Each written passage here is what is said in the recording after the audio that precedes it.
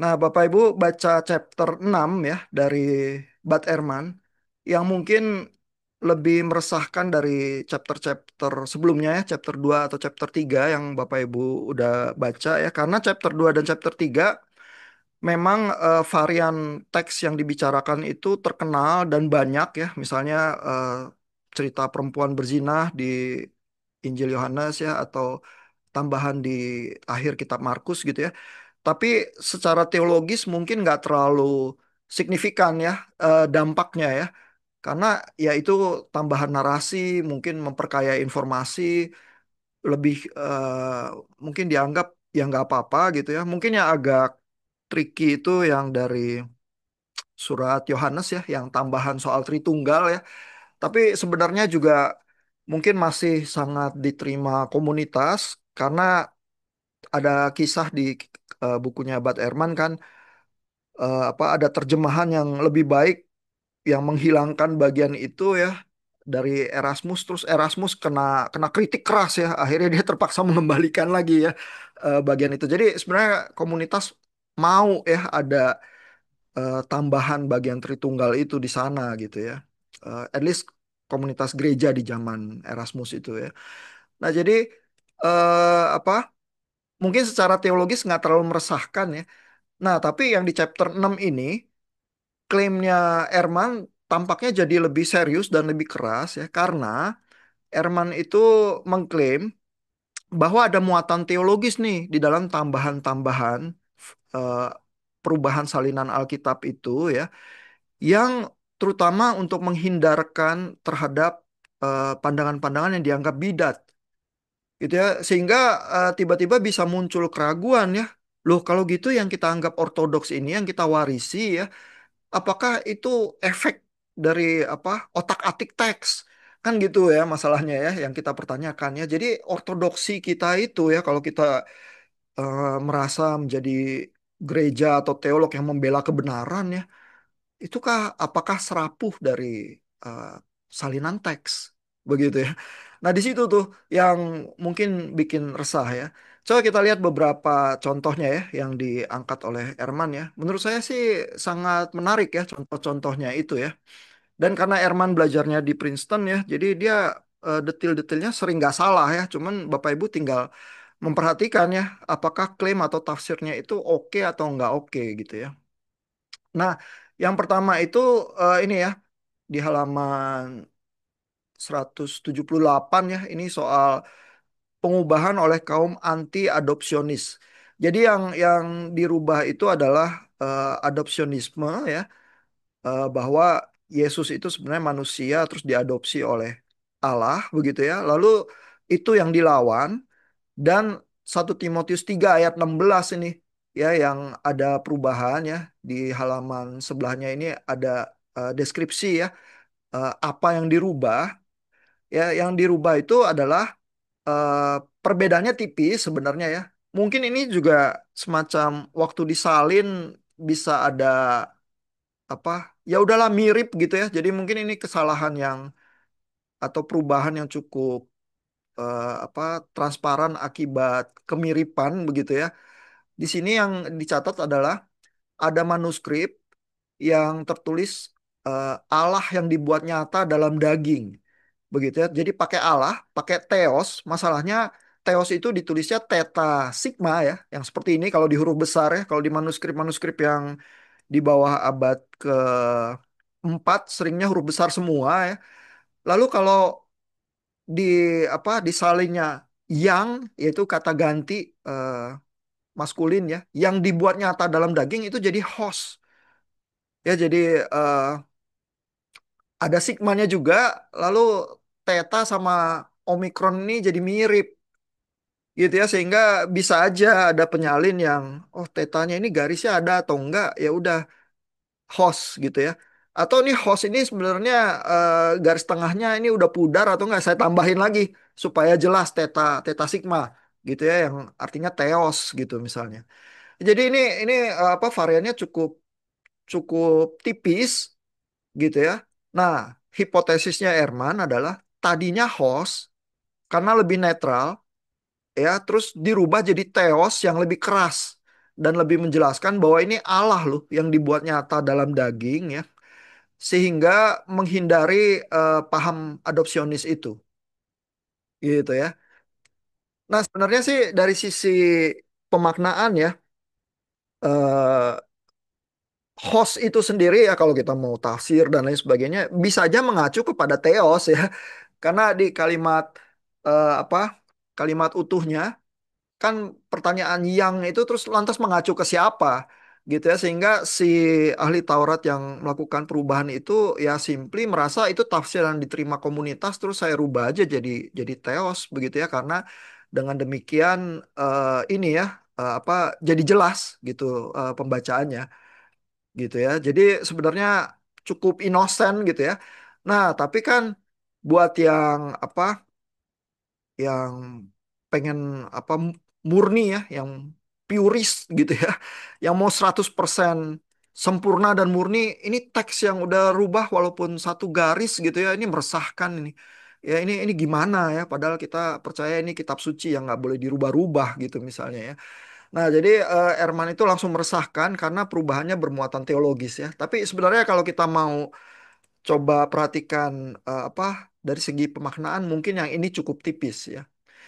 Nah, lalu kita lihat lagi ya, ada contoh yang lain yang disajikan ya, juga untuk menangkal kalangan adopsionis ya, eh, klaimnya Erman gitu ya. Nah, kembali kita harus apa peka membedakan ya, yang mana klaim Erman, yang mana yang apa yang fakta ya. Faktanya adalah sebenarnya ada varian, ada teks yang bunyinya begini, lalu ada teks yang bunyinya begitu gitu ya. Nah, cuman perbedaan ini lantas diinterpretasi seperti apa oleh Erman begitu ya. Itu yang eh, kontribusi dan sumbangannya Erman juga ya. Tapi Bapak Ibu boleh nggak setuju ya atau setuju sama dia gitu ya. Nah, di bagiannya ini yang berbeda adalah dari Lukas 2. Ya, mungkin Bapak Ibu kurang memperhatikannya karena seperti yang tadi ya, mungkin ini kan artinya sama aja ya. Jadi, variannya yang terjadi ya adalah ada teks yang menulis Yusuf dan ibunya heran ya, tapi ada teks yang menulis orang tuanya ya tidak menyadarinya gitu ya. Dan ada yang menulis Yusuf sebagai pengganti orang tuanya karena untuk menghindari tafsir yang bilang bahwa Yusuf tuh orang tuanya. Ya karena kan Yesus lahir dari perawan Maria. Ya berarti kan Yusuf bukan bapaknya. Masalahnya teksnya nulis orang tuanya gitu. Kalau orang tuanya berarti Yusuf bapaknya dong. Gitu ya. Nah, supaya terhindar dari pandangan bahwa Yusuf itu bapak biologisnya Yesus, maka kata orang tuanya ini diganti aja jadi Yusuf. Ya, Yusuf kan bisa siapa aja yang nggak mesti orang tuanya, tapi kalau teksnya bunyinya orang tuanya kan jadi repot gitu ya.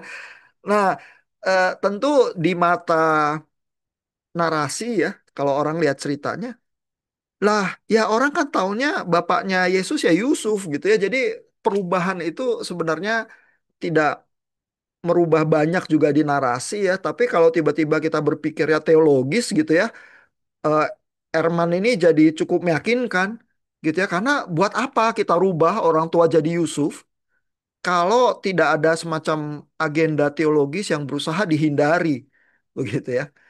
Nah ini coba kita lihat ya di internet, kalau Bapak Ibu searching-searching gitu aja ya dengan mudah juga menemukan sih diskusi-diskusi ini, karena bagian-bagian ini ya walaupun varian-varian yang teologis itu banyak yang tahu juga ternyata ya, kalau Bapak Ibu menemukan di Google cukup gampang ya, berarti ya sebenarnya mungkin luput dari orang awam tapi yang tahu ya banyak ya kan, apa Bible scholars banyak juga yang serius ya memperhatikan varian-varian teks ya.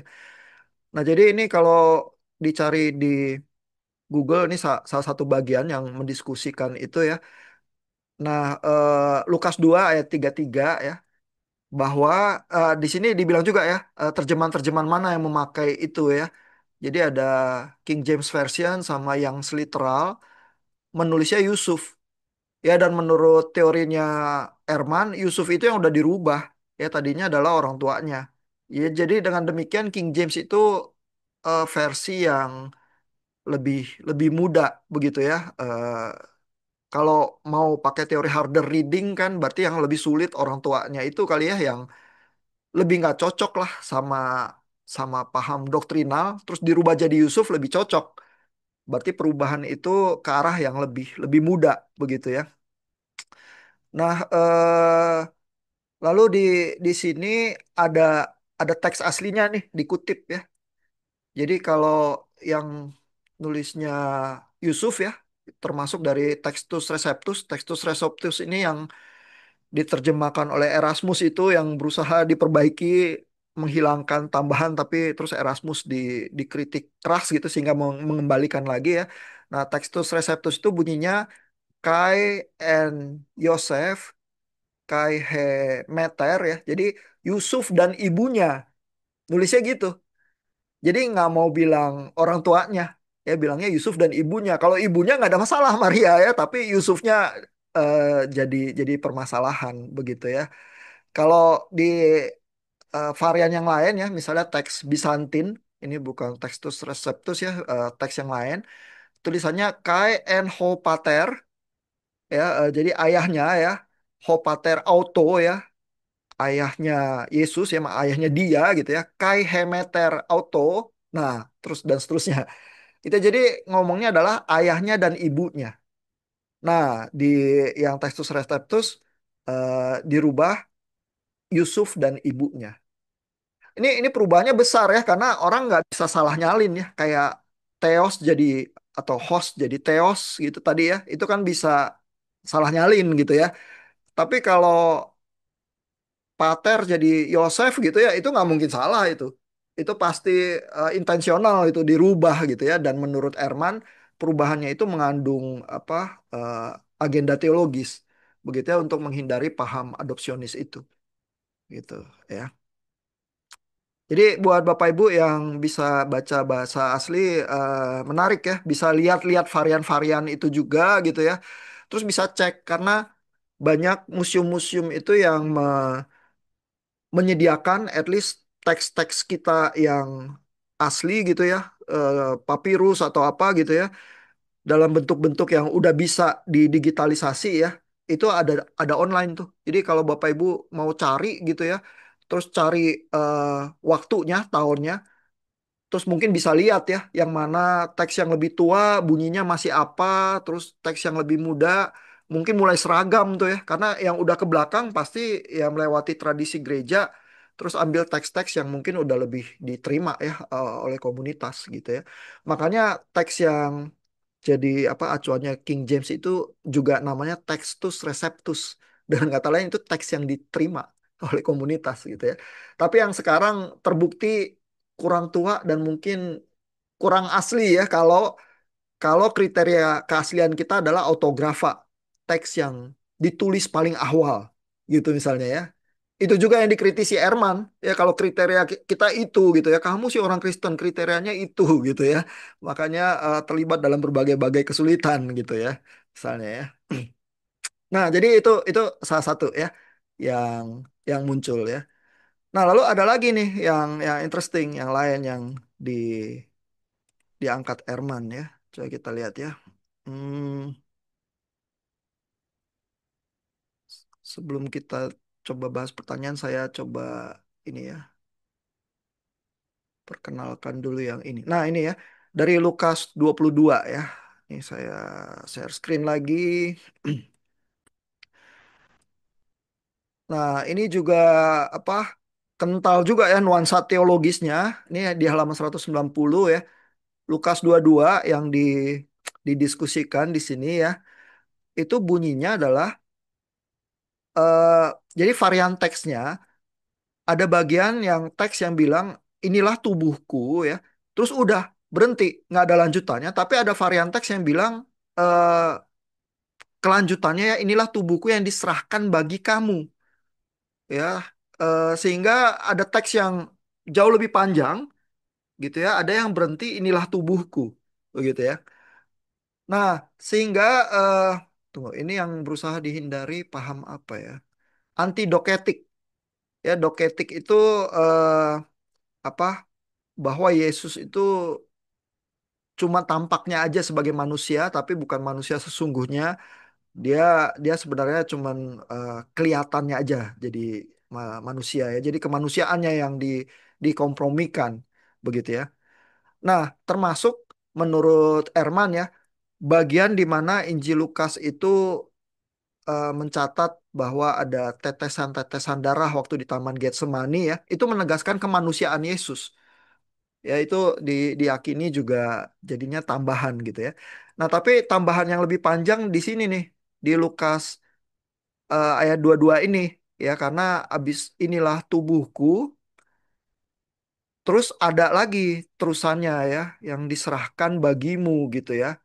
Jadi ini mau menegaskan bahwa memang Yesus tuh bukan bukan cuma penampakannya ya, seolah-olah manusia ya, tapi bukan manusia gitu ya. Karena telah menjadi tubuh gitu yang diserahkan untukmu gitu ya. Nah, kebetulan di Google si Erman tuh nulis blog sendiri tentang itu ya. Udah lama sih, tapi masih masih bisa dibaca ya.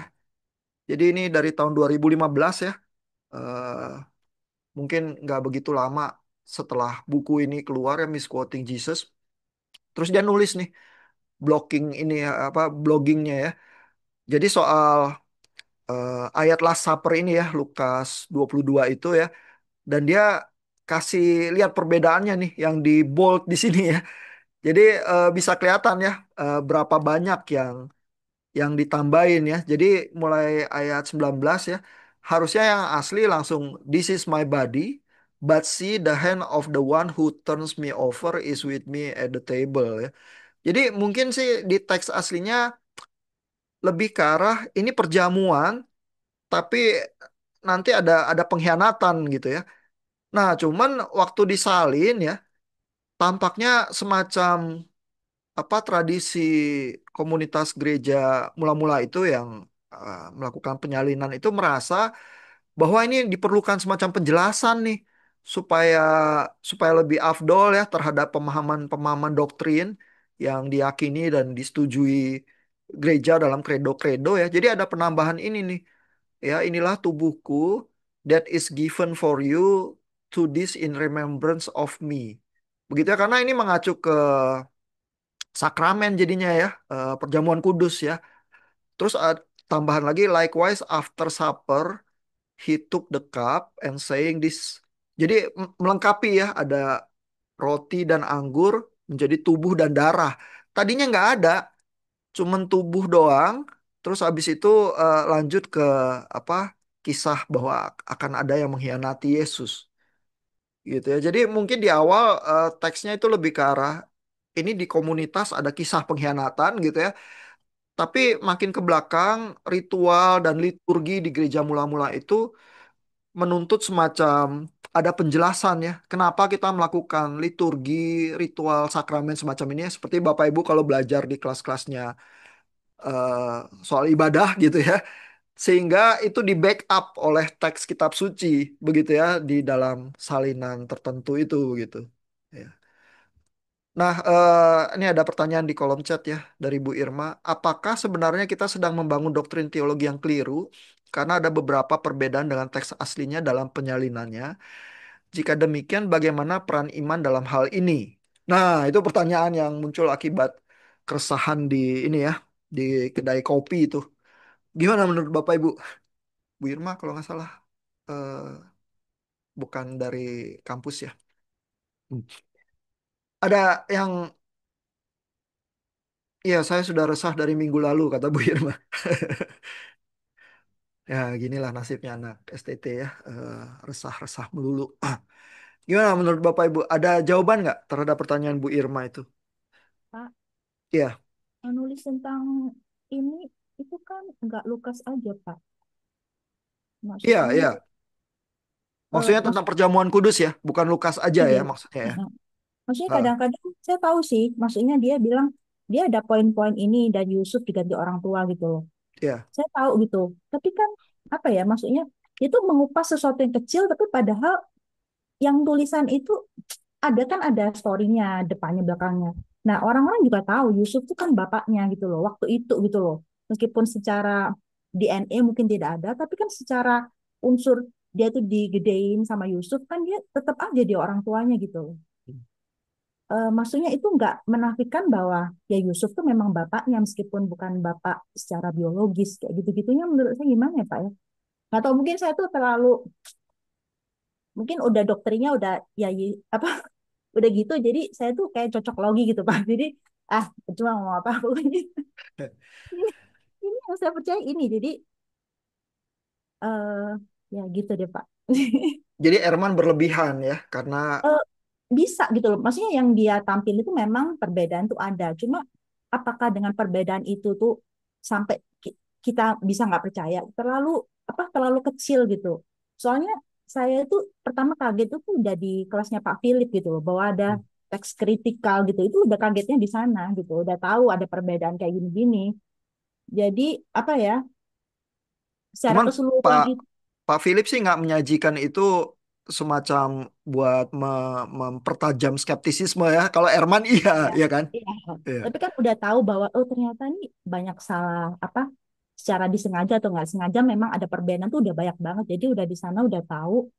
Tapi kan maksudnya secara kok dilihat secara keseluruhan konteks tuh doktrin utamanya Trinity, Yesus itu siapa itu nggak berubah sih Pak. Jadi tetap banyak backupnya. Kecil-kecil ini ya, iya. Tapi nggak sampai fondasi Kristen tuh runtuh banget nggak seperti itu juga. Tapi untuk kalau dikotbahin itu bisa salah, untuk certain itu memang mungkin bisa sih untuk certain ya ayat itu. Nah, tapi coba ya, saya berusaha mengartikulasikan keresahan Bu Irma ya.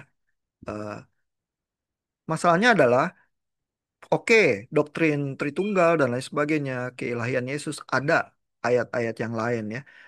Nah, tapi kalau misalnya kita ada satu dua bukti yang menunjukkan kok ini ada perubahan di dalam teks Alkitab kita. Lalu perubahannya kan kita harus tanya ya, kenapa ya berubah dari orang tua kok jadi Yusuf? Kenapa nggak ditulis orang tua aja sih? Kan kan udah oke juga ya kan? Kenapa dirubah? Tuh ya.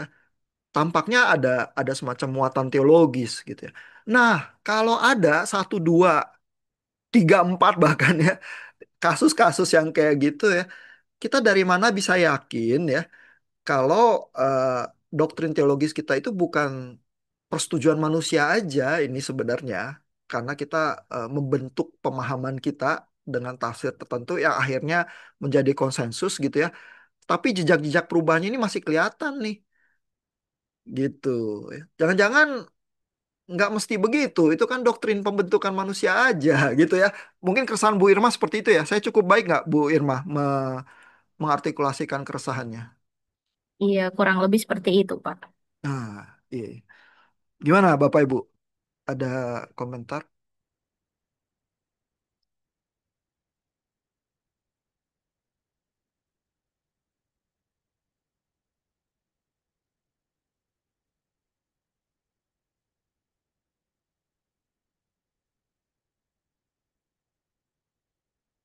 Dan ini kan apa ya? Terkaitnya langsung ke Tritunggal ya. Jadi maksudnya Erman tuh bukan pilih. Kadang kita juga bilang misalnya kayak Wallace dan sebagainya ya, bilang bahwa ini kan bukan doktrin utama. Ya, ini persoalan bidat ini adopsionisme gitu ya, doketisme gitu ya. Ini doktrin arus utama ini ya, bahkan yang mengakibatkan perpecahan besar di abad keempat ya, sampai konsili itu makan korban itu. Konsili Nicea Konstantinopel ya, berantem orang puluhan tahun, lama gitu ya. Eh, nah, terus ternyata apa jejak pemahaman doktrinnya ini ya ada varian-varian teks gitu. Nah, terus gimana dok? Nanti besok Bapak Ibu keluar nih dari STT. Bilang ke apa ke ketua STT, kami nggak sanggup lagi Pak.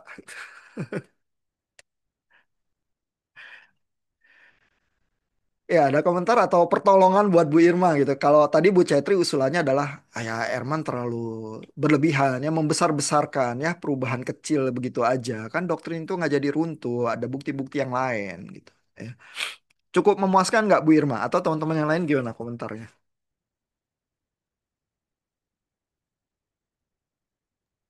Hmm, kayaknya belum ya Pak kalau cuma berhenti di situ karena kita lihat kayak misalnya eh, saudara seberang kita gitu. Misalnya contohnya gitu umat Muslim. Kenapa umat Muslim itu minim sekali perbedaan teologi? Tadi kan di situ ada satu kesepakatan yang memang oh pahamnya memang seperti ini gitu. Tapi kenapa kita itu punya banyak variasi doktrin gitu, variasi teologi misalnya dalam hal predestinasi dan lain-lain gitu. Itu kan banyak sekali pandangannya gitu. Kenapa hal itu muncul berarti kan hal itu juga berkaitan dengan bagaimana kita menyelaraskannya dengan teks aslinya gitu. Karena Hmm. yang tadi sudah dikatakan gitu, Erman kan bilang kalau dalam penyalinannya itu ada mungkin ada beberapa perubahan gitu. Berarti mungkin bisa dilihat oh ternyata ya bisa saja masalahnya ada dalam kaitannya dengan hal itu gitu.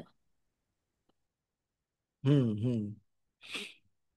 Pak Julius tadi buka mic mau komentar ya Pak? Mau bantu Bu Irma kah? Oh enggak kayaknya, mungkin cuma ketekan. Ya, Nggak tahu saya salah atau enggak, tapi setahu saya dalam sejarah itu Al-Quran itu ada varian tuh dibakarin semua sih. betul betul ya. Jadi kesannya bahwa Islam itu apa homogen itu juga nggak sepenuhnya benar ya. At least ada dua arus utama lah yang besar ya, ada Syiah sama Sunni. Walaupun yang kelompok Syiah itu eh, minoritas ya, mungkin seluruh dunia cuma 15%. Ya, dan di Indonesia sangat minim ya, kebanyakan ada di Iran. Nah, jadi bukan semata-mata homogen juga ya, dan ada juga ya perdebatan teologis besar ya, eh, misalnya tentang apa esensi dari Quran, begitu ya, apakah dia apa atribut Allah yang sama kekal atau tidak gitu ya. Nah, itu menghasilkan perdebatan besar juga. Cuman mungkin orang-orang yang kontemporer yang zaman sekarang kurang gitu tahu karena udah menerima arus yang utamanya yang memenangkan perdebatan itu gitu. Sama kayak orang Kristen zaman sekarang mungkin nggak begitu tahu persoalan perpecahan antara gereja Barat sama gereja Timur ya, Ortodoks Timur itu abad ke-10. Mungkin orang Protestan taunya reformasi abad ke-16 aja karena itu yang menjadi arus utama yang diwarisi ya dari Luther sama Calvin gitu. Tapi yang jadi Luther sama Calvin itu sebenarnya mewakili gereja Barat yang abad ke-10 itu udah pecah sama Ortodoks Timur gitu. Dan kecuali Bapak Ibu mendalami bagian itu ya, dan banyak STT di Indonesia yang enggak gitu ya, biasanya Bapak Ibu nggak aware apa aja perbedaan dan perdebatan besarnya langsung merasa bahwa yang pasti benar adalah kelompok saya saja gitu ya. Tapi kalau diteliti misalnya ya kenapa Ortodoks Timur sama Gereja Barat itu pecah ya, salah satunya adalah perubahan kredo, dan yang menambahkan kalimat kredo itu adalah pihak yang Barat, which is adalah kita yang dominan gereja besar ini sekarang gitu ya. Bayangin berani ngerubah kredo ditambahin katanya. Ya, nggak heran yang Ortodoks Timur jadi benci sama gereja Barat gitu ya. Terus kan kita yang apa mengklaim sebagai pembela kebenaran sampai sekarang kan gitu ya. Nah, jadi apa ada kesulitan-kesulitan historical tertentu yang semacam itu ya. Dan biasanya kalau kita merasa apa satu agama itu cenderung homogen, mungkin kita ngelihatnya kurang dekat aja sih. Ya, perdebatan-perdebatan agama itu hal yang cukup biasa ya dan apa semacam perkembangan historical itu mengikuti hampir semua agama. Karena kalau enggak berarti agamanya statis ya. Dan kalau statis mungkin nanti mati kutu kali diterpa zaman ya. Eh, Mungkin itu juga sebabnya banyak orang Yahudi zaman sekarang itu either jadi ateis ya atau jadi religius yang mungkin lebih behavioristik ya. Masih ada loh orang-orang Farisi dan apa yang berusaha menjalankan Taurat dari PL itu gitu ya. Misalnya kalau tertulis apa gantungkanlah firman itu, kalungkanlah di lehermu, tuliskanlah di dahimu, ada yang menggantungkan ayat di dahinya, di tiang pintunya begitu ya secara harfiah, ada yang berusaha melakukan, yang memelihara makanan-makanan yang kosher gitu kan juga ada ya. Jadi Dan mungkin bagian utama dari janji-janji perjanjian lama kan ini ya, termasuk persoalan tanah. Ya makanya ada yang perang kan di Palestina gitu ya. Tapi yang merasa bahwa itu udah keluar ke ranah politis dan spiritualitas itu bukan yang seperti itu lagi, mungkin pilihannya jadi ke arah ateisme itu lebih make sense. Walaupun agama itu berpengaruh di dalam kehidupan ya, tapi saya rasanya udah nggak bisa lagi masuk ke yang itu ya. Terutama kalau pemahamannya cenderung statis, literal seperti di PL gitu ya. Jadi akhirnya orang Yahudi banyak yang memilih jadi ateis, itu banyak porsinya di Israel even begitu ya. Nah, jadi bahwa ada pergerakan, ada progres ya di dalam tafsir agama itu tampaknya hal yang wajar sih ya, dan nggak ada agama yang betul-betul homogen begitu ya. Mungkin Protestan di kubu yang agak ekstrim banyak perpecahan dan denominasi ya. Itu mungkin tantangannya orang Protestan ya. Kalau orang Katolik mungkin lebih lebih kelihatan unity-nya begitu ya. Mungkin yang Islam juga gitu ya. Tapi nggak ada yang murni homogen gitu, nggak ada ya. Dan karena progres itu sesuatu yang niscaya sih dalam perkembangan agama gitu ya. Di kalangan Muslim ya, mungkin kalau Bu Irma resah ya bisa dengar Munim Siri ya. Dia alumni UIN tapi jadi profesor di Notre Dame ya, pengajar Islam.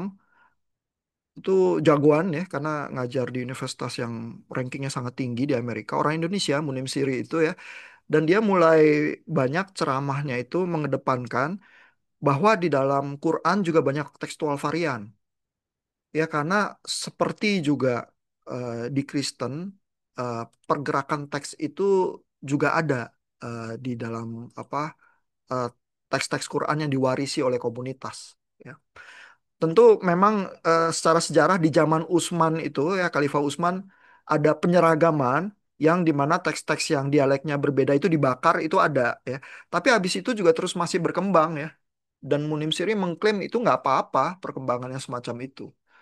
Ya jadi bayangin di kalangan Muslim aja yang lebih modern ya, mulai berkembang pemikiran-pemikiran tafsir yang lebih progresif begitu ya. Mungkin jangan-jangan mereka lebih progresif daripada yang Kristen karena yang Kristen pinginnya justru yang lebih statis gitu ya. Ini saya pakai kata yang bermuatan juga ya, mungkin nggak usah pakai kata progresif gitu kali ya, tapi apa Muslim yang lebih mungkin kalau Munim Siri akan melihat dirinya modernis atau paling tidak neo-modernis kali ya, mungkin itu yang lebih menggambarkan dirinya. Hmm. Nah, jadi eh, mudah-mudahan itu bisa dari sisi apa nggak ada agama yang homogen mengurangi keresahan apa Bu Irma ya. Tapi lantas bagaimana ya? Apakah Erman berlebihan ya? eh, dari sisi seorang Bible scholars yang menggeluti varian ya, dia tetap butuh ya me- memformulasikan semacam hipotesis. Oke, kita ada teks dua nih, ada variannya. Kenapa si penyalin itu merubah ke bentuk yang tertentu? Ya, dan kalau kita berusaha hipotesis lebih jauh, berarti teks mana yang lebih tua? Ya, kalau mau mau apa berusaha misalnya eksegese yang lebih baik atau apa begitu ya. Dan apa Erman itu menawarkan tafsirnya dia begitu ya, which is itu sumbangan berharga ya sebenarnya ya. Tentu kita boleh setuju boleh nggak setuju ya sama dia ya, tapi dia at least berpikir terus menyumbang ya. Perkara itu menghasilkan keresahan, keresahan itu nggak mesti buruk pada dirinya sendiri ya, bisa jadi baik bisa jadi buruk ya tergantung gimana kita menyikapinya ya. Tapi bahwa banyak orang Kristen yang mungkin agak naif ya atau paling tidak tidak terinform ya terhadap problem-problem varian mungkin iya. Itu ya makanya Bu Cetri langsung kaget sama Pak Philips kan. Padahal Pak Philips kan baik sebenarnya. Gitu aja kaget udah langsung ya. Iya Pak, nggak pernah dengar. Tapi habis itu oke, jadi sekarang lebih lebih kayak lebih objektif. Terus kalau ngelihat bidat-bidat, saya nggak merasa mereka tuh sebidat itu karena waktu itu memang konsep Tritunggal kan masih awal. Jadi ngelihatnya semua kayak ya nggak mesti orang bidat tuh masuk neraka. At the end kayak gitu. Jadi lebih kayak ya memang itu berprogres, apa konsep Trinitas tuh nggak segampang itu memang. Sampai sekarang pun kalau disuruh ini membingungkan juga sih masih Pak, terus terang. Ya. Dan sebenarnya kalau kita mau apa realistis ya, tekstual varian itu sampai hari ini, kalau kita ke Gramedia itu masih ada loh Bapak Ibu. Dan satu bongkah gede, yaitu Neo Deuterocanonica. Ya kalau Bapak Ibu pergi beli Alkitab ya kan, oh ini Alkitab versi apa? Versi Protestan. Oh ini Alkitab versi apa? Versi Katolik. Terus ada satu bagian hilang gitu ya, itu variannya bukan cuma satu kalimat, dua kalimat, satu perikop, satu bagian segumpal gitu hilang gitu ya. Nah, terus untungnya ya LAI itu di Indonesia baik ya. Mereka nggak berusaha bikin dua terjemahan yang berbeda. Oh, ini untuk kelompok Katolik, oh itu untuk kelompok Protestan. Enggak loh. LAI itu berhasil loh menjembatani bahwa kita punya satu terjemahan aja. Ya itu upaya yang luar biasa hebat ya, yang sebenarnya bisa mempersatukan kita kalau kita mau. Tapi kan orang Protestan sukanya memang berantem ya. Jadi ya udah kita tetap berantem-berantem aja gitu ya. Terus kalau beli Alkitab di apa di Gramedia ya, kita meyakini kebenaran kita ya, tapi tutup mata terhadap tekstual varian yang begitu besar yang sebenarnya kita lihat di rak buku di Gramedia itu gitu. Jadi Erman mah nggak ada apa-apanya ya dibanding tekstual varian modern kita ini ya. Cuman ya itu ya bikin kaget ya. Nah, pertanyaan berikutnya mungkin yang interesting ya adalah apakah kalau kita kaget-kaget ya, kaget-kaget itu karena memang variannya atau karena kitanya dan karena didikan yang kita terima ya karena ini ya mungkin ini udah saatnya juga ya bahas pertanyaan Bapak Ibu yang ada di G-Class ya. Karena Bapak Ibu pertanyaan-pertanyaannya modelnya kayak gitu tuh. Ya, mulai mempertanyakan, saya ada keresahan ya, tapi ini keresahannya karena apa ya? Salah siapa begitu ya keresahannya ya. Misalnya ini ya, dari Bu Destri nih. Ya, ada dua pertanyaan. Apakah pencarian naskah paling asli sebenarnya adalah pencarian modern untuk kepastian absolut, sementara Allah masih berbicara melalui teks yang manusiawi itu? Gitu ya, ini mulai mempertanyakan nih salah siapa nih? Ini kita nih manusia modern yang cari-cari gitu ya, apa kepastian absolut ya. Berarti yang kita sembah sebenarnya kepastian bukan Tuhan gitu ya. Terus kita langsung resah begitu kepastian kita terganggu gitu ya. Karena Tuhan ternyata menggentarkan ya dan bisa juga nggak memberikan kepastian yang kita inginkan itu ya. Sementara kita inginnya kepastian bukan Tuhan gitu ya. Terus yang nomor dua ini, jika wahyu itu sendiri dapat dimodifikasi dan disalahpahami, apa bedanya Alkitab dengan teks suci agama lain yang juga mengklaim diri kekal namun sama-sama melewati sejarah manusia? Nah, Muslim Scholars itu, yang Munim Siri namanya, akan bilang bahwa ya teks kitab suci yang manapun ya, at least dari apa agama-agama samawi ya, melewati proses yang sama ya. Dia juga menolong umat Islam itu untuk menyadari hal itu tuh karena mungkin dari sisi Islam kadang-kadang pandangannya lebih simplistis lagi. Pokoknya dari surga jatuh, terus teksnya Quran itu ya dalam bahasa Arab, terus nggak boleh diterjemahkan. Itu ya, karena kalau diterjemahkan bukan teks Quran lagi ya, melainkan terjemahannya gitu ya. Saking berusaha menjaga keaslian keaslian itu begitu ya. Nah, jadi itu Munim Siri itu scholars Islam yang juga berusaha ya memperkaya komunitasnya juga ya di dalam tafsir-tafsirnya dia. Mungkin orang-orang yang nggak suka terhadap dia sama perasaannya nggak suka terhadap Bart Ehrman itu. Ya karena apa pendekatannya dia terhadap kitab suci itu mungkin mirip ya, terasa mengancam dan mungkin terasa menghasilkan skeptisisme juga gitu ya. eh nah, pertanyaan Bu Destri, jadi gitu ya. Jangan-jangan salah kita nih yang mencari kepastian absolut. Gimana menurut pendapat Bapak Ibu? At least untuk pertanyaan yang itu.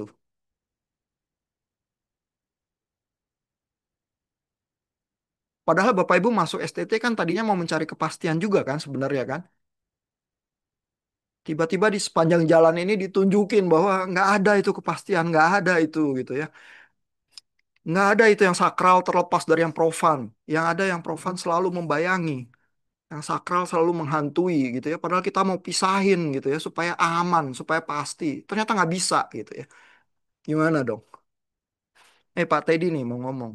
Setuju, terkaget-kaget dengan assumptive truth katanya. Itu bisa dijelaskan nggak Pak Teddy gimana artikulasinya? Ya, itu kan yang kata Pak Yakub ya, Pak. Kayak semua yang kita baca, semua yang kita mengerti, pada ujung-ujungnya tuh semua hanya asumsi sih. Itu saya juga masih mencerna sebenarnya tentang itu. Dan terkadang-kadang seperti yang tadi Bapak bilang bahwa kita punya tendensi untuk selalu mencari kebenaran yang bisa kita pegang sebenarnya. Jadi kayak bingung yang mana yang benar gitu. Jadi menyetujui keresahan Bu Destri ya bahwa jangan-jangan penyakitnya kita ya yang mencari kepastian gitu ya. Hmm. Kira-kira setuju, Pak. Nah, nah kalau kalau setuju sama Bu Destri langsung jadi bermasalah ya. Oh, Bu Cetri raise hand. Bu Cetri dulu. Bu Cetri gimana Bu? Eh, se- saya merasa Tuhan Yesus tuh tahu, makanya dia kirim Roh Kudus karena ini orang-orang pasti berarti berantakan semua ini. Iya, iya. Jadi Tuhan akan menolong ya walaupun kita berantakan ya. Itu yang menolong kita ya. Nah, masalahnya adalah gini. Ini kenapa Erman misalnya mengklaim bahwa orang evangelical itu menuntut kepastian ya? Karena ada dokumen ini. Ya ini saya ambil dari Dallas Theological Seminary ya, salah satu yang mengkurasi dokumennya. Ini adalah Chicago Statement on Biblical Inerrancy. Ya, jadi kalau Bapak Ibu mau lihat kertas yang udah menguning ini ya, ini ada nih dari Dallas Theological Seminary. Tapi kalau nulis judul ini ya banyak juga kalian mengkoleksi selain Dallas Seminary begitu ya. Nah, tapi kalau Dallas Theological Seminary mengkoleksi ini berarti ya mereka ini salah satu statement yang mereka yakini begitu ya. Nah, kalau kita lihat ya di di dokumen ini ya ada artikel 6. Nah, ini artikel 6 ini nih yang sering dikutip oleh Erman juga ya. Bunyinya, we affirm that the whole of scripture and all its parts, semua bagian dari scripture down to the very words, sampai kata per kata of the original were given by divine inspiration. Ini eksplisit. Ya, terutama karena Chicago Statement ini waktu diformulasikan, ini teolog-teolog terkenal nih, teolog-teolog besar ya. G.I. Packer termasuk di dalam kelompok ini ya, Bapak Ibu bisa cari di internet siapa aja teolog-teolognya gitu ya. Ini orang-orang reform yang baik ini yang memformulasikannya. Mereka merasa memang perlu ya ada semacam dokumen semacam ini yang melakukan statement di dalam zaman yang mungkin musuh utamanya dilihat adalah kaum liberal ya untuk apa semacam fondasi lantas iman Kristen itu seperti apa dan dokumen ini yang apa memperinci gitu bagaimana memahami Alkitab ya di dalam apa terminologi yang disebut ineransi itu ya makanya kadang orang-orang evangelical ya bilangnya adalah infallibility and inerancy ya padahal kalau Bapak Ibu bertanya ya apakah infallibility itu nggak cukup untuk ngomong otoritas Alkitab ya infallibility kan tidak bisa salah ya. Tapi harus diperinci lagi dengan ineransi itu dan ineransi itu mengacu ke dokumen itu tadi Chicago Statement of Biblical Inerrancy. Dan ada artikel 6 itu yang bunyinya seperti itu. Gitu ya. Jadi ini semacam kredo di kalangan evangelical yang memang memegang apa ineransi ini dan secara teknikal kalau Bapak Ibu mau diskusi yang teknis ya mengacunya ke dokumen yang ini ya. Nah, ini menariknya ya dokumen ini tuh ada eh, kalimat positifnya terus ada kalimat negatifnya. Jadi hal yang sama itu di diformulasikan secara positif we affirm terus diformulasikan secara negatif juga. Mungkin tujuannya supaya menghasilkan keseimbangan dan kejelasan kali ya. Yang ditolak apa, yang dikonfirmasi apa gitu ya. Jadi di artikel 6 ini bisa dibaca juga bagian yang dideny ya. We deny that the inspiration of scripture can rightly be affirmed of the whole without the parts. Ya, jadi kalau Bapak Ibu mulai bilang, loh itu kan cuma satu kata aja. Loh, tapi kalau satu kata aja bisa berubah ya, without the parts, ya bagaimana kita bisa yakin sama totalitas itu gitu loh. Ya di dalam bayangan orang-orang yang memformulasikan Chicago Statement itu, bagian terkecil sekalipun ya itu eh, tetap nggak boleh berubah. Ya.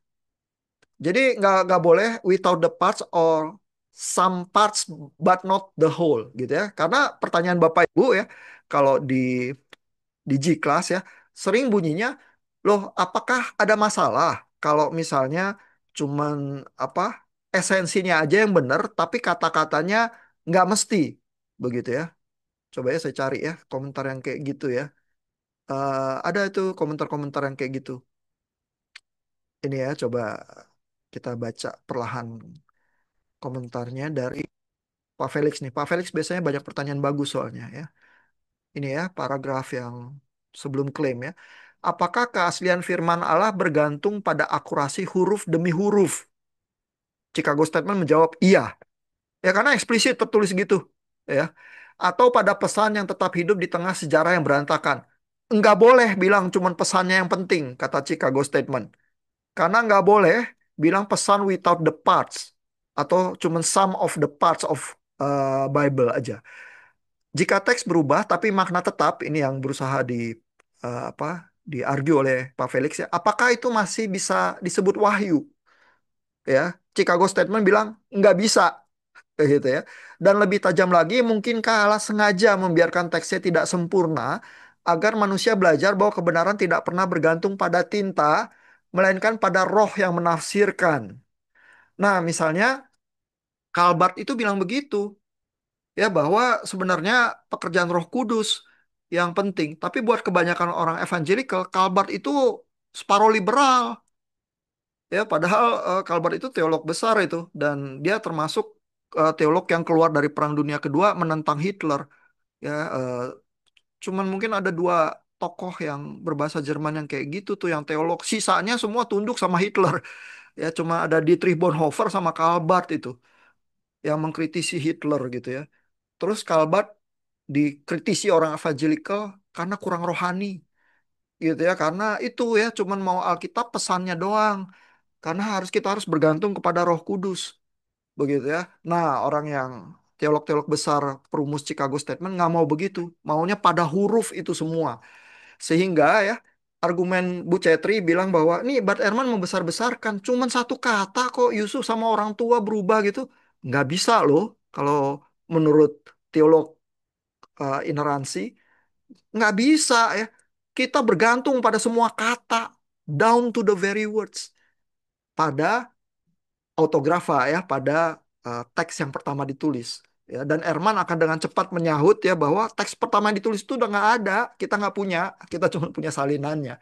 Karena teks yang pertama ditulis itu kalau udah jelek dimusnahkan ya. Terus orang penyalin kalau yang salinannya bagus yang itu yang di-keep dan diwariskan.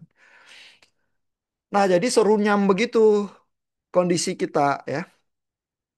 Terus kalau Bapak Ibu masih tetap ingin bertahan di STT ya dan memutuskan nggak keluar, pelan-pelan Bapak Ibu perlu mengkristalisasi ya bagaimana bersikap di tengah-tengah komunitas evangelical yang semacam itu.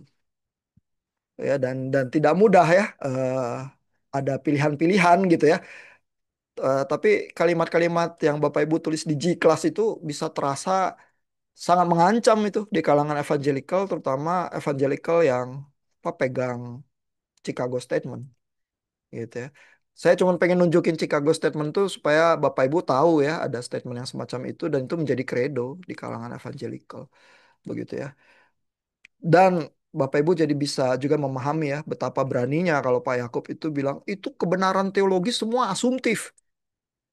Itu berapa banyak yang kena gitu. Iya. Nah, terus Bapak Ibu mau apa kalau begitu? Gitu ya. Gimana caranya berteologi gitu ya. Kalau mau cari aman ya dan ikut kelompok ya, which is itu mungkin sintetik konvensional ya, ya cari aman lah gitu ya, karena itu yang bisa kita lakukan di tengah-tengah komunitas gitu. Tapi kalau Bapak Ibu nggak cari aman, lantas sikap apa yang diambil gitu ya, dan bagaimana ya kita di tengah-tengah komunitas itu masih menjadi pelayan Kristus ya. Jadi kita itu melihat fungsi kita adalah menolong komunitas kita. Bagaimana beriman dan setia kepada Tuhan. Di tengah begitu banyak pesan-pesan dan posisi-posisi yang ada di komunitas kita itu. Ya, kalau kita ad hominem dikit aja langsung susah itu ya. Dan mungkin juga banyak ya apa orang yang nggak suka ya terhadap dosen-dosen STTRI yang ngomongnya blak-blakan ya, terlalu blak-blakan kayak gitu ya. Sangat mengancam gitu ya. Tapi banyak juga mungkin yang nggak paham sih, apa sih gitu ya yang diomongin, nggak ada masalah kok gitu ya. Mungkin juga banyak yang begitu, jadi masih masih bisa mendapat tempat ya dosen-dosen STTRI itu. Ini ada komentar Pak Julius, kalau saya mengamati teolog-teolog tersebut justru salah fokus ya, seperti yang Bapak bilang tentang orang evangelikal, malah kelihatan seperti orang ahli Taurat daripada yang katanya kelihatan rohani. Waduh, gimana tuh Pak Julius? Evangelical ahli Taurat daripada rohani. Ini pasti rekamannya nanti nggak saya buat publik ya. Nanti ada yang marah evangelical nih kalau kayak gini. Pak Julius bisa buka mic, pingin komentar langsung ke grup. Kayaknya di travel Pak, nggak bisa ngomong, Oh bahaya oke, dia. nggak bisa ngomong. Jadi cukuplah sudah komentarnya itu. Lagi banyak orang di mobil Pak. Oke, iya Pak. Oke Pak. Iya, jadi kayak gitu tuh ya perjuangan kita. Eh, nah ini ada satu lagi sih yang dikatakan oleh Erman ya. Kalau kita mau balik ke bagian Erman itu ya. Kalau yang ini sih mungkin agak sedikit lebih minor ya dibanding yang lain. Tadi kayak varian-variannya kan besar ya. Kalau orang tua berubah jadi Yusuf itu kan cukup besar ya. Terus ada satu kalimat panjang yang ditambahin di Lukas itu The Last Supper ya. Nah ini mungkin sih lebih kecil ya. Tapi juga punya agenda teologis nih. Ini di halaman 198 ya. Yang berusaha dilawan menurut Ehrman adalah separasionisme ya, anti separasionis gitu ya. Nah, jadi ini adalah tentang waktu apa penyaliban gitu ya. Yesus itu terpisah dari Allah ketika mati di kayu salib atau sebenarnya diberkati Tuhan gitu ya. Itu apa perubahan yang dilakukan begitu ya. Ini ayatnya di Ibrani 2 ayat 9 gitu ya. Nah, ini juga sebenarnya cukup terkenal ya. Jadi sebenarnya yang diangkat Erman itu kalaupun orang Kristen atau evangelical itu nggak aware ya, tapi di kalangan yang lebih lebih belajar ya, karena mudah ditemukan di Google sih. Begitu ya. Jadi nggak mesti sekali Erman ya menguliti apa teks aslinya atau sekali Pak Philip Chia gitu ya. Tapi banyak juga yang tahu gitu ya. Nah, cuman kan tahu fakta sama melakukan interpretasi, hipotesis, terus memaknainya gimana itu persoalan yang lain ya. Tahu mungkin kalau yang awam langsung ya udah gitu ya. Apa apa masalahnya gitu ya? Karena kan nggak terbiasa berpikir teologis ya. Tapi kalau Bapak Ibu kan terpaksa ya karena duduk di STT ya terpaksa berpikir teologi kan gitu ya. Nah, ini dari Ibrani 2 ayat 9 nih. Ya jadi di sini juga dibilang ya jadi eh, ayatnya bunyinya adalah apart from God ya, horisteu atau harititeu gitu ya. Hariti ini by God's grace gitu ya. Ini bagian yang di agak di belakang ini nih. Ya, jadi we see Jesus who was made lower than the angels for a little while, now crowned with glory and honor because he suffered death ya. Jadi kematiannya Yesus ini ya, so that by God's grace atau apart from God ya terpisah dari Tuhan atau karena kasih karunia Tuhan. Ya begitu ya. Jadi ini sih secara kata kalau diterjemahin cukup besar ya variannya ya. Kalau diterjemahin ke bahasa Inggris gitu misalnya ya. Tapi di bahasa Yunaninya mungkin sih cukup tipis ya. Tapi tidak setipis misalnya persoalan theos menjadi host itu ya. Ini sih cukup besar juga ya. Cukup niat lah apa ahli Taurat yang merubah kata-kata ini ya. Jadi horis jadi hariti ini cukup banyak lah yang berubah begitu ya. Nah, jadi itu varian yang cukup ini juga ya, yang cukup apa besar juga dan cukup terkenal juga. Lalu Ehrman itu klaimnya adalah itu mau menolak paham bahwa Kristus itu terpisah dari Tuhan. Begitu ya, karena kan nanti paham Tritunggal juga yang bisa terancam ya. Kalau kalau Yesus itu ternyata di dalam kematiannya itu terpisah dari Tuhan gitu ya. Dan di dalam hal ini eh, teks-teks yang menjadi konsensus yang lebih late yaitu adalah yang by God's grace ya, yaitu yang tampaknya teks yang lebih aman, yang lebih diterima komunitas. Nah, yang interesting ya di di apa yang di websitenya Google ini ya, dia tuh membahas nih mana teks-teks yang lebih tua gitu ya. Jadi dia ada kalimat ini ya, dia bilang ini mengutip dari Hackner gitu ya. eh, Harusnya kan pakai the harder reading ya. Karena konsepnya adalah teks yang lebih sulit itu mungkin lebih tua. Karena ahli Taurat itu nggak berani apa me- menambahkan kalau nggak cocok sama komunitas. Ya kalau makin susah teksnya nggak berani dia. Pasti dia menghaluskan supaya lebih bisa diterima komunitas ya. Lalu si website ini bilang ya, Hackner ini bilang bahwa although generally a more difficult reading ya, harder reading itu is to be preferred. Mereka tahu juga prinsip harder reading itu ya, dan bahwa teks yang lebih sulit itu kemungkinan lebih tua, lebih asli ya. This is not always the case. Jadi langsung dibantah ya, and is unlikely to be the case here gitu. Jadi langsung aja merasa bahwa eh, nggak benar ya prinsip harder reading itu. Artinya gini, prinsip harder reading itu menurut tafsir yang lebih menerima teks yang lebih mudah, yang tampaknya lebih mudah secara doktrinal, bilang bahwa prinsip the harder reading itu nggak berlaku pada semua kasus. Dan kita tetap harus pilih-pilih kasus mana dia berlaku, kasus mana yang enggak, dan dalam hal ini nggak berlaku. Gitu ya.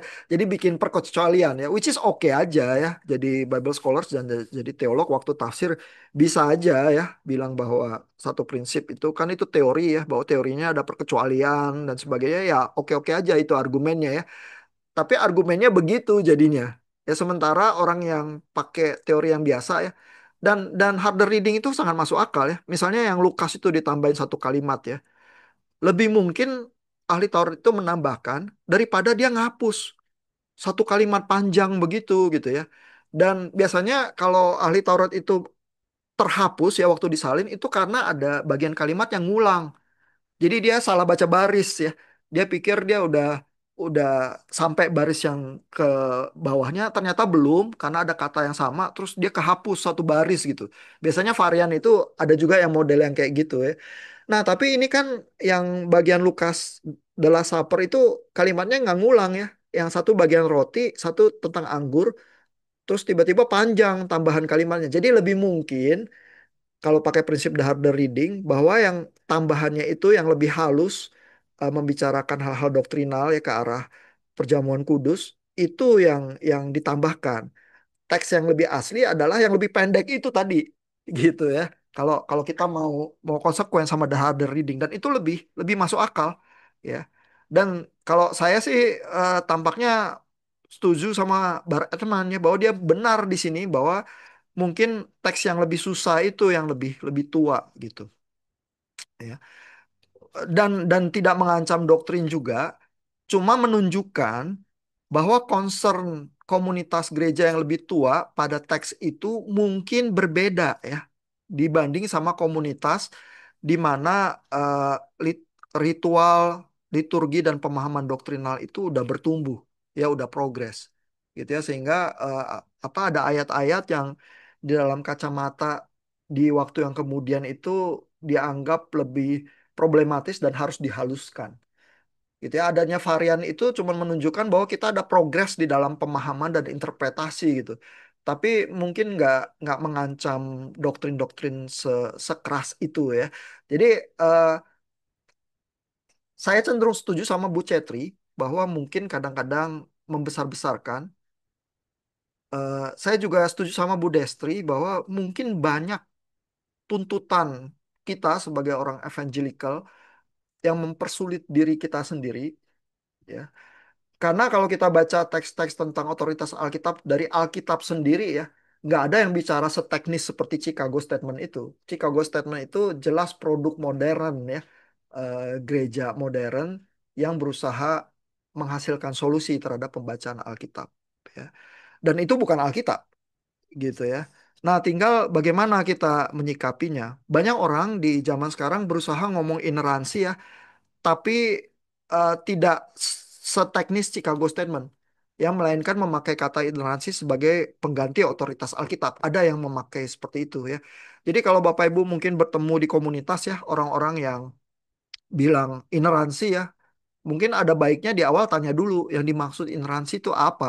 Ya supaya tidak menyerang sesuatu yang mungkin juga bukan posisi lawan bicara kita gitu ya. Mungkin dia memaknai ineransi itu tidak seteknikal itu juga ya. Tapi kalau Bapak Ibu yang pakai kata itu, mungkin Bapak Ibu perlu menyadari ya bahwa ada technical dokumennya yang memperinci ya kata itu tuh artinya apa gitu. Sehingga kalau orang yang belajar teologi terus sangat teknikal sih dia akan pegang itu sebagai dokumen apa doktrinalnya gitu. Nah mungkin sejauh ini kali saya nggak tahu ya apakah meredakan keresahan Bapak Ibu, mungkin tidak, tapi kalaupun tidak, tidak apa-apa juga. Gitu ya. Bapak Ibu ada pertanyaan, ada komentar?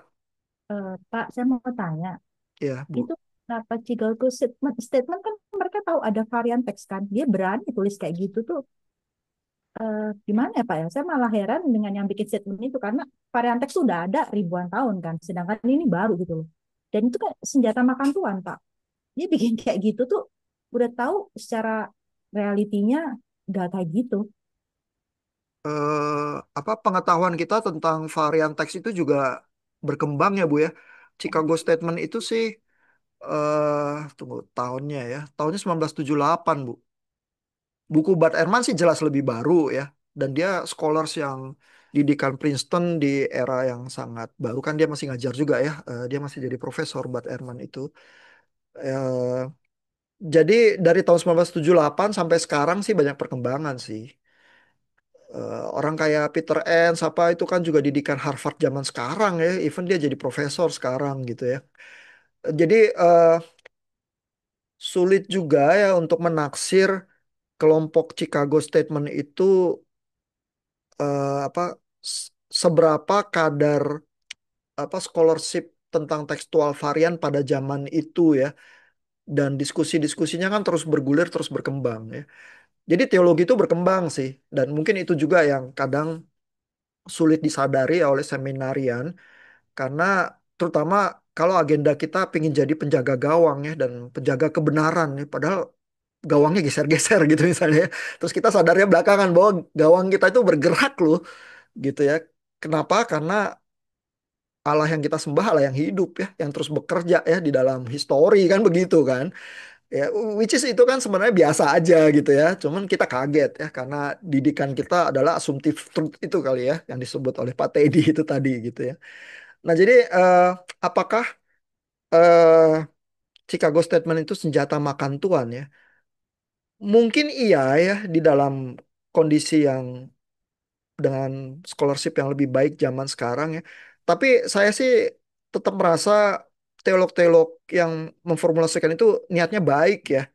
Pingin memberikan pegangan terhadap komunitas pada pada zaman itu ya. Karena eh, mungkin di zaman modern yang liberalisme itu di dalam puncak tertingginya begitu ya memang dorongannya adalah ya udah kita tinggalkan Alkitab seluruhnya dan kekristenan itu udah kuno dan kolot lagi gitu ya bukan cuma kuno kolot lagi ya kita harus masuk ke dalam era modern ini yang adalah humanis sekuler gitu ya dan mereka memformulasikan itu sebenarnya memberikan pegangan ya kepada gereja pada zamannya gitu.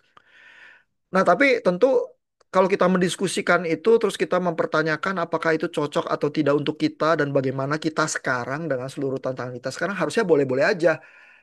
Karena sebagai orang reform, tugas kita adalah semper reformanda.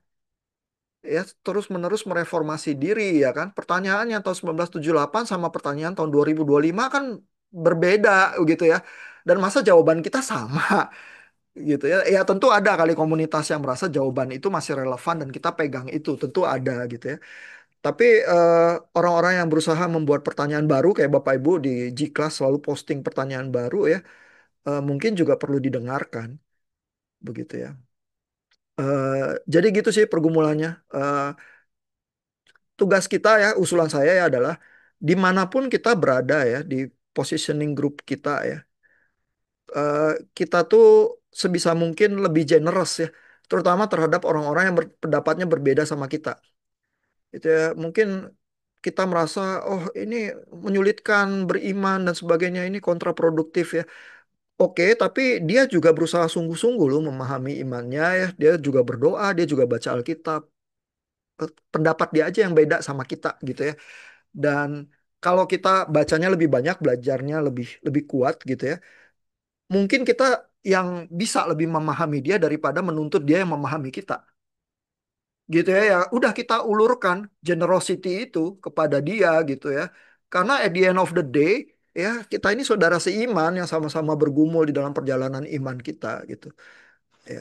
Nah, kalau kita yang kebetulan di posisi yang lebih lemah, saya nggak paham ini gitu ya. Ya udah gitu ya, apa kan yang lemah memang nggak bisa dituntut ya, bergulat dengan begitu besar ya. Tapi kan Paulus nasihatnya gitu ya, eh, kamu memperhatikan ya orang-orang yang lemah, jangan sampai kamu menjadi batu sandungan ya. Persoalannya kalau yang dibahas di 1 Korintus 8 sampai 10 itu persoalan makan daging, persembahan berhala gitu ya. Tapi prinsipnya tetap sama sih. Kamu yang lebih berpengetahuan ya, kamu yang perhatiin dong, yang lemah gitu ya, kamu yang mengulurkan generosity itu gitu ya.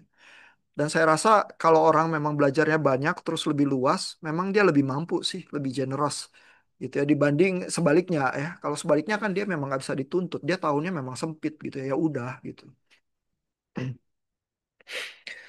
Ya mungkin itu usulan yang lebih bisa workable ya. Ada lagi pertanyaan Bapak Ibu? Oh ini ada komentar Pak Julius.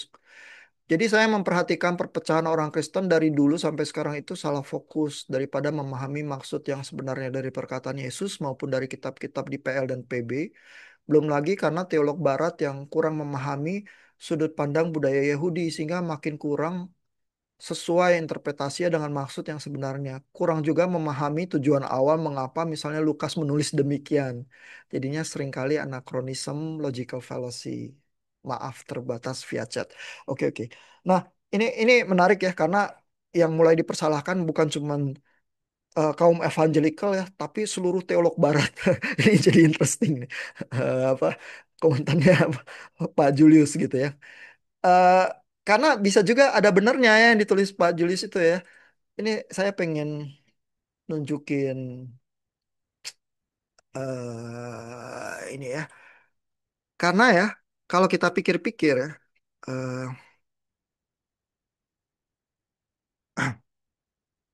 kita kan sangat terbiasa ya dengan doktrin-doktrin reform gitu ya. Terus kita baca kitab Roma gitu ya. Nah, kitab Roma itu kan udah ditafsir lewat juga menjadi kitab yang terpenting ya di dalam apa tradisi reform gitu ya. Kalau pengkhotbah reform itu bilang, oh kitab yang paling indah, kitab yang paling inilah teologis dan sebagainya gitu ya. Padahal Paulusnya sendiri itu senangnya baca Mazmur ya. Karena kan dia Farisi ya, dia bukan teolog reform gitu ya. Terus Luther juga kalau Bapak Ibu baca biografinya ya, pertama kali dia ngajar di Wittenberg dia ngajarnya Mazmur. Jadi Luther itu perasaannya juga ini ya sangat sangat afektif begitu ya. Jadi dia sangat tertarik juga kitab Mazmur gitu. Cuman teolog-teolog reform modern aja yang sukanya kitab Roma melulu gitu ya misalnya. Nah, tapi coba ya kita lihat bagian ini ya. Eh, saya merasa Pak Julius tuh bisa ada benarnya ya waktu bilang bahwa teolog modern itu mungkin pahamnya beda loh sama sama Paulus gitu ya.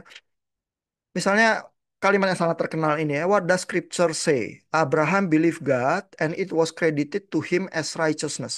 Ya, Abraham beriman pada Tuhan dan itu diperhitungkan kepada dia sebagai righteousness ya. Kalau dalam bahasa Indonesia kebenaran ya, padahal righteousness kan bukan kebenaran 2 tambah 2 sama dengan 4 ya. Righteousness itu lebih mirip kesalehan, keadilan, kebaikan.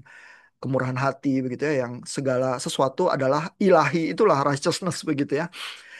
Nah, lalu di kata yang dipakai di sini itu pistis, iman gitu ya. Nah, dalam kerangka teologi modern, seringnya orang baca ini sebagai teologi imputasi ya. Di dalam teologi Lutheran terutama gitu kali ya, kalau orang membahas imputasi baliknya ke Luther ya.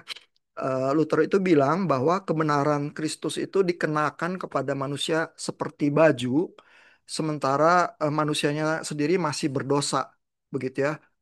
Kebenarannya dikenakannya di luar, jadi kulit, begitu ya.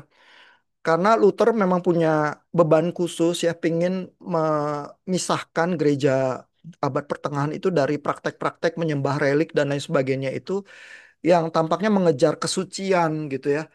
Makanya orang reform bicaranya adalah eh, ada justification ya, ada pembenaran ya, diperhitungkan sebagai righteousness dan ada sanctification sebagai dua tahap yang terpisah ya. Kalau Bapak Ibu eh, masuk ke systematic theology kan pembahasannya kayak gitu ya. Tapi kalau Bapak Ibu baca Paulus baik-baik ya, Paulus nggak pernah ya memisahkan antara justification dan sanctification itu. Memang ada sih kalimat-kalimat yang seolah-olah Paulus bilang eh, yang dibenarkan akan disucikan, seolah-olah ada tahap-tahap itu. Tapi saya menduga Paulus itu kan bukan teolog Lutheran ya. Dia juga bukan teolog Calvinis ya. Dia itu Farisi. Buat Paulus, yang dibenarkan pasti akan disanctify gitu. Itu tuh satu kesatuan apa yang menjadi satu yang nggak bisa dipisahkan. Cuman kita di zaman modern sukanya apa memilah menjadi komponen-komponen. Jadi kita bicaranya terpisah gitu ya. Walaupun teolog reform to be fair ya, kalau didesak juga nggak akan bilang bahwa justification itu terpisah dari sanctification gitu. Cuman dia bilang ada tahapannya yang jelas gitu ya. Nah itu pembacaan teolog modern banget gitu ya. Sehingga baru aja minggu ini saya dengar ada teolog yang apa ya melabel diri reform juga berkhotbah begitu ya. Bilang bahwa oh kebenaran dari Tuhan itu ya, righteousness itu bukan karena kesetiaan manusia begitu ya, tapi semata-mata karena anugerah. Ya. Mungkin Paulus akan protes tuh dengan pembacaan yang semacam itu ya, karena di dalam bahasa aslinya pistis itu ya Abraham believe God ya, episteusen ya itu sebenarnya artinya juga adalah faithfulness. Jadi Paulus tuh nggak pernah ya berusaha downplaying faithfulness manusia gitu. Buat Paulus yang dia berusaha bantah ya di ayat-ayat Roma ini adalah righteousness itu tidak datang dari disunat, tidak datang dari makanan-makanan kosher gitu ya. Righteousness itu datangnya dari kesetiaan kepada Tuhan. Ya, ya, itu pistis itu ya, itu iman. Masalahnya adalah teolog modern iman tuh bergeser jadi pemahaman doktrin kognitif. Sehingga kita tuh sulit lihat pembacaan Farisi lagi ya bahwa iman itu adalah kesetiaan gitu. Jadi Abraham tidak usah melakukan apapun ritual-ritual apapun, dia punya sikap hati yang berusaha setia dulu sama Tuhan. Ya, disuruh korbanin anak, dia bingung ya gimana caranya, tapi dia pilih setia dulu aja sama Tuhan gitu. Nah, kesetiaan itu yang diperhitungkan sebagai righteousness. Bukan waktu dia angkat pisau itu mau tusuk ya, bukan di situ juga begitu ya. Walaupun yang menjadi permasalahan di kitab Roma dan diangkat oleh Paulus adalah masalah sunat dan lain sebagainya. Karena di komunitas dia yang terjadi adalah orang Kristen yang Yahudi itu paksa orang Kristen yang non-Yahudi untuk disunat. Itu yang berusaha dibantah. Ya, jadi Paulus sih menurut saya membacanya tidak sama ya seperti teolog modern. Karena ya di beberapa ayat berikutnya Paulus itu merefer ke Mazmur. Ya dan Mazmur itu bilang ya ini ya Mazmur Daud, Blessed is the one whose sin the Lord will never count against them. Ini kalau pakai logika imputasi ya, mau pakai mekanik teologinya Luther ya, berarti dosa itu juga diimputasi itu. Ya, jadi padahal kan pemahamannya Lutheran adalah dosa itu mendarah daging di kita. Sedangkan kebenaran itu diimputasi dipakai jadi baju. Maka kita itu adalah apa pada saat yang bersamaan berdosa tapi juga dibenarkan gitu. Cuma yang satu di dalam daging, yang satu jadi baju. Tapi menurut Daud, ya dosa diimputasi juga ya. Jadi mekaniknya sama gitu sebenarnya ya. tinggal kita seberapa memainkan tafsir modern itu. Nah, Luther memang punya beban teologisnya dia ya, dia pingin memurnikan gereja medieval ya dari apa penyakit-penyakitnya di zamannya ya, which is okay ya. Berteologi Luther itu sangat berani ya, karena dia langsung diekskomunikasi lah, langsung menghasilkan banyak bahaya ya, karena dia men-challenge apa semacam teologi asumtif di zamannya ya, which is berarti Luther melakukan tugasnya dia ya, melakukan Semper Reformanda itu ya. Nah, tapi eh, teolog reform zaman sekarang yang cuman berusaha defensif ya terhadap teologi reform yang dianggap konsensus atau Lutheran ya, sering jadi gagal membaca Paulus yang seorang Farisi, karena Paulus itu bukan teolog Lutheran dan bukan Calvinis gitu. Nah, jadi kita harus pilih yang mana gitu ya. Jadi kita harus pilih yang mana, Bapak Ibu? Bapak Ibu ada usulan nggak? Pilih baca Paulus seorang Farisi atau pilih Paulus seorang teolog reform?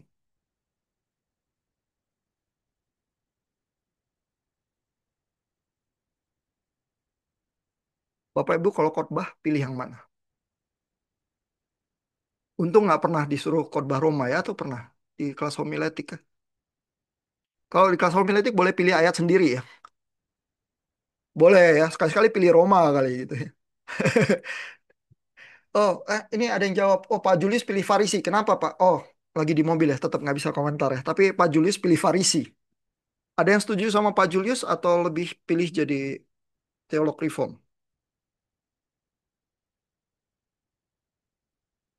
Mungkin pilih Farisi karena Farisi lebih asli ya, lebih lebih tua ya.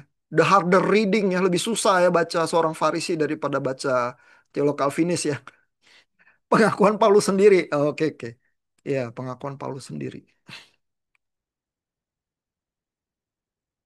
Iya, dia tulis sendiri di suratnya gitu ya. Nah, mungkin kalau Bapak Ibu beraspirasi lebih pingin menyuarakan Paulus sang Farisi ya, kalau aspirasinya itu ya, kesulitannya banyak loh. Karena Bapak Ibu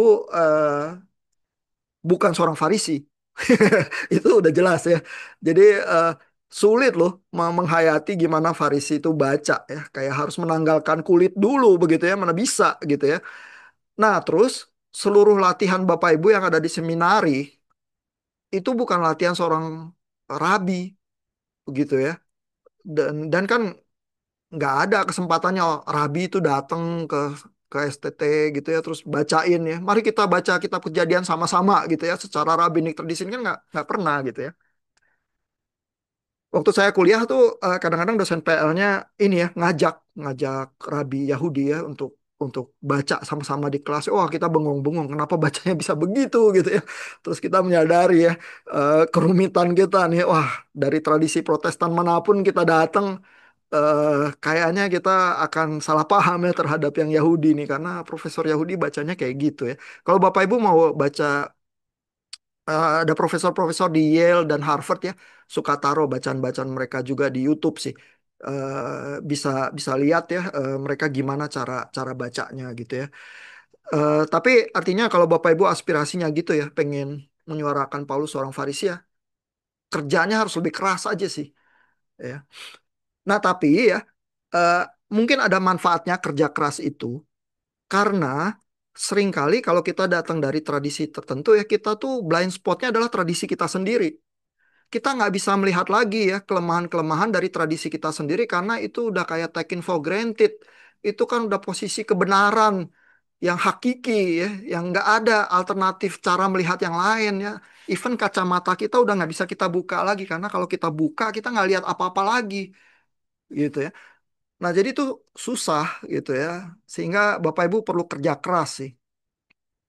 Ini Filipi 3 ayat 5, Pak Julius bilang, disunat pada hari ke-8 dari bangsa Israel, dari suku Benyamin, orang Ibrani asli gitu ya. Iya, jadi Paulus ngaku-ngaku Farisi ini memang fakta, tapi juga mungkin ingin menunjukkan ya buat semua lawan-lawannya yang ahli Taurat dan Farisi yang lain, bahwa aku ini paling Farisi sebenarnya gitu ya. Eh, jadi dengan kata lain ya, kalau Bapak Ibu mau mengkritisi tradisi sendiri ya, membaca Paulus sang Farisi mungkin lebih lebih berpotensi mengkritisi posisi reform dan evangelical. Ya, karena pembacaan itu lebih rich nanti, begitu ya, lebih kaya ya, dan menghasilkan angle-angle tertentu yang bisa jadi kritik konstruktif buat diri kita. Kalau kita mau melakukan semper reformanda. Ya, karena kalau bacanya dari teologi Calvinis dan Reform dan Lutheran, mungkin jadinya ya sama-sama lagi ya. Kita terlalu dekat ya, terlalu miopik, nggak bisa lihat lagi diri kita sendiri begitu. Ya. Nah, kenapa Paulus bisa ya kayak gitu berteologinya ya? Saya menduga ya, karena dia itu bukan, mungkin dia murid Gamaliel yang buruk kali ya. Saya bayangin Gamaliel itu suka kesel sama Paulus kalau kalau lagi di kelas gitu ya. Nah, tapi juga karena Paulus itu lahirnya jauh dari Yerusalem ya, dia di Tarsus itu ya. Itu daerah kafir itu. Dan tampaknya karena dia banyak pergaulan sama yang kafir dan lain sebagainya. Terus Lukas itu yang murid yang mungkin sangat berbakat, yang muridnya Paulus itu kafir juga, non Yahudi itu. Ya jadi makanya dengan demikian beban yang paling besar buat Paulus adalah menunjukkan generosity Tuhan itu melalui Yesus Kristus kepada yang kafir. Ya, jadi Paulus mencapai taksonomi Bloom level 6, kata Julius ya. Tapi dia suka digebukin kalau datang ke Yerusalem. Coba aja baca Kisah Para Rasul. Diseret ke Bait Allah terus digebukin ya. Terus orang-orang di Yerusalem itu ya nggak nolongin gitu. Ya, jadi apa, dia mengalami bagai-bagai penderitaan yang sangat besar ya karena positioning dia yang kayak gitu. Terus yang dia perjuangkan orang kafir, ngapain sih capek-capek ya buat yang kafir gitu loh. Misalnya ya. Jadi itu posisi yang sangat sulit, tapi mungkin itu muncul juga dari pembentukan dirinya ya yang cocok dengan personalitinya. Jadi kadang-kadang nggak bisa dibuat-buat ya. Cenderung juga anugerah Tuhan juga sih yang apa, menyediakan jalan pembelajaran yang apa, terintegrasi dengan personal history kita, diri kita juga, dengan seluruh keunikan personality kita juga ya. Dan Paulus itu begitu ya, makanya dia bisa berteologi yang seperti itu ya. Dan kalau dari sisi Yahudi yang konservatif ya, Paulus itu terlalu liberal sih, terlalu ini ya, terlalu terlalu sesat ya bisa dibilang ya. Eh, dibuat, ya makanya dia dibenci ya sama musuh-musuhnya ahli Taurat sama Farisi yang lain begitu ya. Nah, cuma buat orang Kristen Reform yang melepas konteks itu ya, membaca Paulus itu simply dia orang Reform. Jadi nggak merasakan lagi struggle-nya Paulus itu keluar dari tradisi rabbinik sama Farisi yang konservatif itu sebenarnya. Dan sesungguhnya itulah reformasi yang sejati itu juga ya sebenarnya ya. Apa, struggle mungkin bahkan terhadap kelompoknya sendiri itu ya. Yang dipahami oleh Luther sama Calvin, tapi mungkin kurang kita pahami di zaman kita sekarang.